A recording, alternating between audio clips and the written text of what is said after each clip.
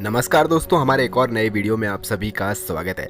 आज इस वीडियो में हम आपको बताएंगे कि स्वयं शीतला माता इस धरती पर कैसे आई थी और शीतला माता की कहानी। तो दोस्तों वीडियो को शुरू करते हैं। हमारे चैनल पर नए हैं तो चैनल को सब्सक्राइब कर लीजिए और इस वीडियो को लाइक भी कर दीजिए, क्योंकि बाद में आप लाइक करना भूल जाते हैं। दोस्तों, एक कथा के अनुसार शीतला माता ने सोचा कि चलो देखती हूँ पृथ्वी पर उनकी पूजा कौन करता है और कौन उन्हें मानता है।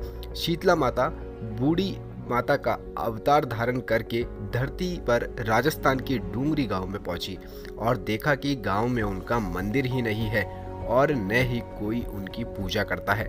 माता शीतला गांव की गलियों में घूम रही थी, तभी एक मकान के ऊपर से किसी ने चावल का उबला हुआ पानी नीचे फेंक दिया। उबलता पानी शीतला माता के ऊपर गिरा, जिससे शीतला माता के शरीर पर फफोले यानी छाले पड़ गए। शीतला माता के पूरे शरीर में जलन होने लगी। शीतला माता चिल्लाने लगी कि अरे मैं जल गई, मेरा शरीर तप रहा है और जल रहा है, कोई मेरी मदद करो।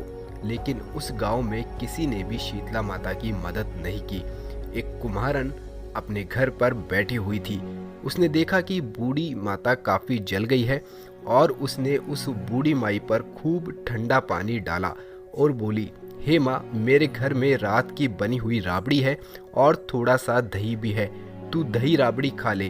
बूढ़ी माई ने ठंडी ज्वार के आटे की राबड़ी और दही खाया तो शरीर को थोड़ी बहुत ठंडक मिली। महिला की नज़र उस बूढ़ी माई के सिर के पीछे पड़ी तो कुम्हारन ने देखा कि एक आंख बालों के अंदर भी छुपी हुई है।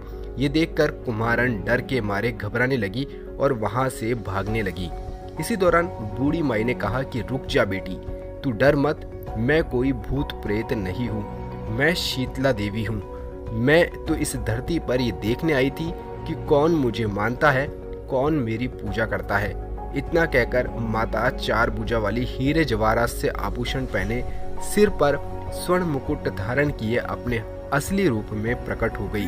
माता के दर्शन कर महिला सोचने लगी कि अब मैं गरीब इस माता को कहाँ पर बैठाऊं।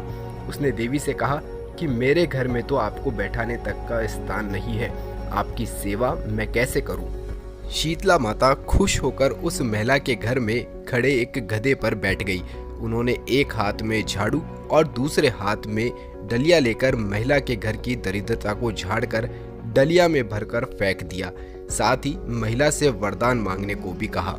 महिला ने हाथ जोड़कर कहा कि माता, मेरी इच्छा है कि अब आप इसी डूंगरी गांव में स्थापित होकर रहो। होली के बाद की सप्तमी को भक्ति भाव से पूजा करके जो भी आपको ठंडा जल, दही और बासी ठंडा भोजन कराएगा और चढ़ाएगा, उसके घर की दरिद्रता दूर हो जाएगी। शीतला माता ने महिला को सभी वरदान दे दिए और आशीर्वाद दिया कि वो इस धरती पर उनकी पूजा का अधिकार सिर्फ कुम्हार जाति का ही होगा। उसी दिन से डूंगरी गांव में शीतला माता स्थापित हो गई और उस गांव का नाम हो गया शील की डूंगरी।